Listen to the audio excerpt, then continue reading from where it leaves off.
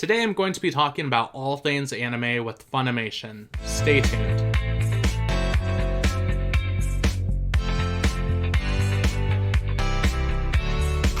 Alrighty everyone, thank you for tuning in. My name is Matt, and I am the host of Shall I Stream It? Today I'm going to be talking about the anime streaming service Funimation. If you like this video as we're going along, make sure to give it a like. Also subscribe to this YouTube channel for all things streaming. I will have chapter times in the description down below if you want to skip ahead to anything. But without further ado, let's go ahead and get started. Now first off, let's go over what is Funimation.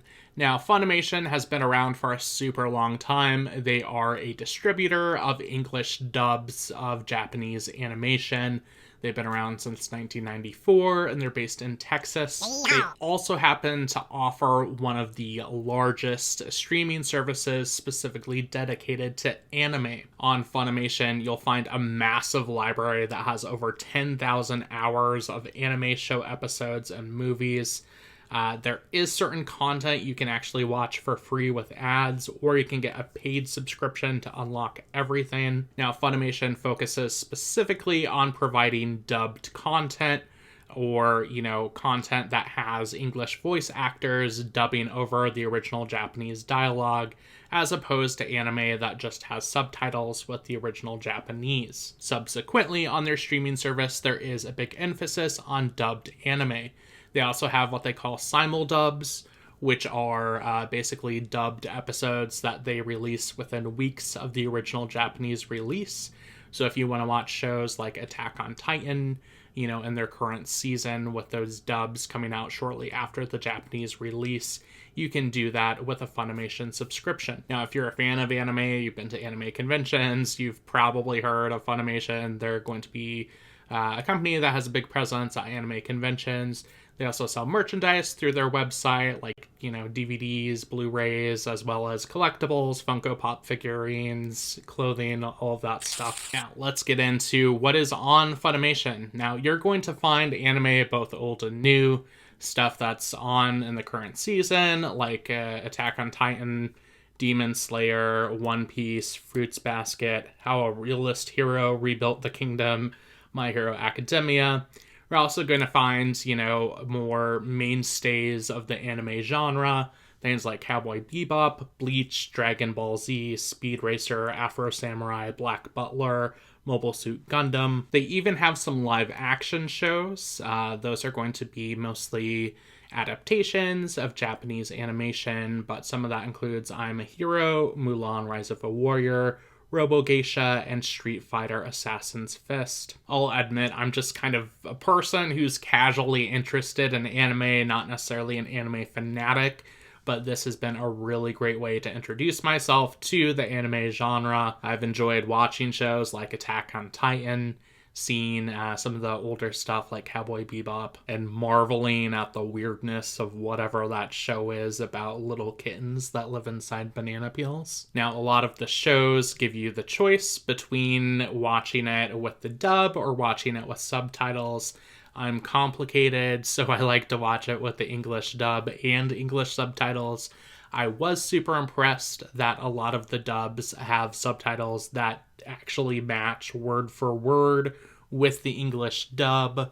I've noticed on certain shows that I've watched on Netflix, for example, sometimes the English subtitles don't match the English dub. Even big shows like Squid Game, that was like that's not anime, but that was a show that I watched where I was like, wait a minute, these subtitles don't match.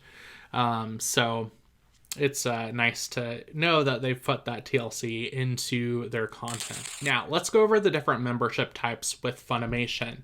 Now, of course, there is that free tier, which I did mention, that lets you watch certain content with advertising.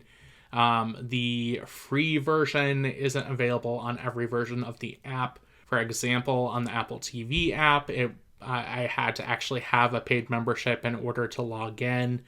On the Fire TV Stick, version of the app that I watched, I was able to get to that free section, although once it went to the ads, it was kind of glitchy. And I'll also add that a lot of the content is blocked off, especially like the current season shows, There might be like 1 or 2 episodes that you can watch. Everything else, you have to be a paid member. So really, that free tier just kind of gives you a little tiny taste of the app, and things do go a lot smoother when you have a paid membership. Now, as far as their paid membership tiers, they have 3 different options. The first one is going to be the premium membership. That is either going to be $5.99 per month or $59.99 per year. With that, you unlock the full library of content from Funimation, including the current season shows, without any advertising whatsoever. And this membership allows for 2 simultaneous streams per account. The next one is going to be Premium Plus. That is either $7.99 per month or $79.99 per year. That gives you full access to the library ad-free, just as you did with the premium account. But with this, you get 5 simultaneous streams. It allows you to download content for offline viewing. And, if you're someone that likes to go to events, they have member-only events. They also have certain perks for the Funimation shop. That includes early access to shop sales, free shipping on orders over $20, and other members-only offers. Now, the last type of membership, this is, kind of the more fancy membership. That is $99.99 per year. They call it Premium Plus Ultra. You get all of the benefits of Premium Plus, except that all orders from the Funimation shop get free shipping, not just the ones over $20. You also get an annual anniversary gift. Now, the most recent gift was a Funimation scarf. Whether or not you think that makes the extra $20 a year worth it for the scarf, is up to you. Although I guess if you do make a lot of orders through the Funimation shop, having that free shipping on every order could end up saving you some money in the long run. Now, with all 3 of those paid memberships, you do get a 14-day free trial. So they give you a pretty generous time period if you want to check it out, try it out without the advertising, get full access to all of the shows. That 14-day trial is very nice. Now, let's talk about Funimation versus Crunchyroll. For a long time, they were the 2 rival companies that had the biggest streaming services. Addressing the elephant in the room, Funimation did recently purchase Crunchyroll. For now, they are separate apps. So they're just not technically rivals anymore. But at least for now, if you're deciding if you want to go with Crunchyroll or if you want to go with Funimation, I'll go through what some of those differences are between the apps. Now, Funimation, does focus on dubbed anime, whereas Crunchyroll focuses on subtitled anime. One is not necessarily better than the other. It just kind of comes down to personal preference. Funimation's plans start at $5.99 per month, while Crunchyroll start at $7.99 per month.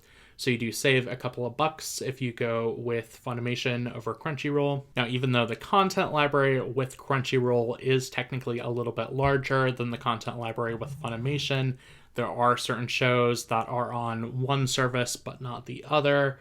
There's kind of nuances between their different content libraries. For example, some shows like the whole Dragon Ball Z saga and the different shows that spanned off from that are only on Funimation. Meanwhile, Crunchyroll actually produces some of their own original content, which is something that Funimation does not do. So if you want to watch those Crunchyroll originals, you will need that Crunchyroll membership. Another big difference is that Crunchyroll offers access to digital manga in English, while Funimation does not. Meanwhile, Funimation's, membership perks like the free shipping is something that you don't get with Crunchyroll. So I wouldn't say one membership is necessarily better than the other. It really comes down to personal preference.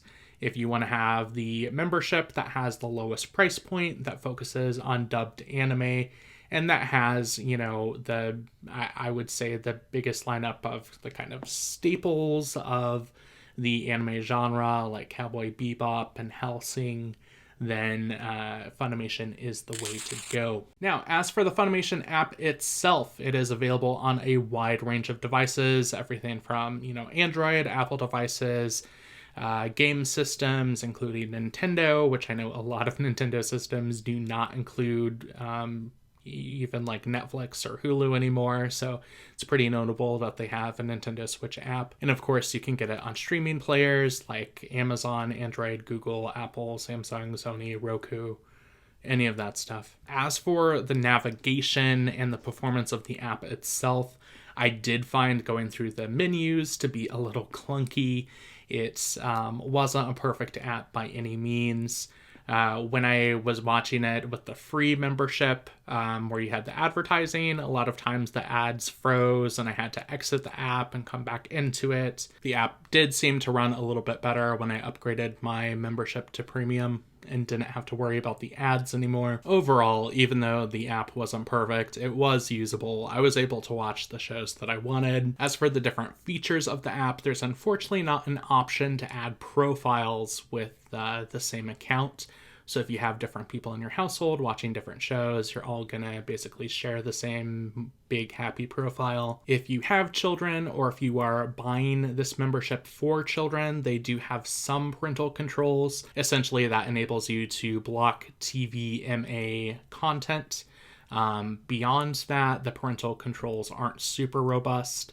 And I will add that if you are an adult that's purchasing this to watch shows like Attack on Titan, and you purchase a premium membership through the app, you will have to go to the desktop version of the website and go into the settings to allow yourself to watch the TVMA content. So just take note of that. Now, when it comes to 4K and Ultra HD content, that, as is the case with anime in general, isn't available.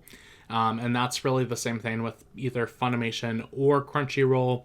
However, most of the content is available in some form of high definition, and that does max out at a respectable 1080p. If you purchase anime on DVD or Blu-ray and get a digital code for that, you can redeem it through the Funimation app and watch that content directly through the Funimation app. So, what's the final verdict with Funimation? If you are someone that you like anime and you've watched, different anime shows on Netflix or HBO Max, and you really want to maximize, so to speak, that experience, get a whole bunch of anime, get the current season anime, watch shows like Attack on Titan, this is a great way to do that.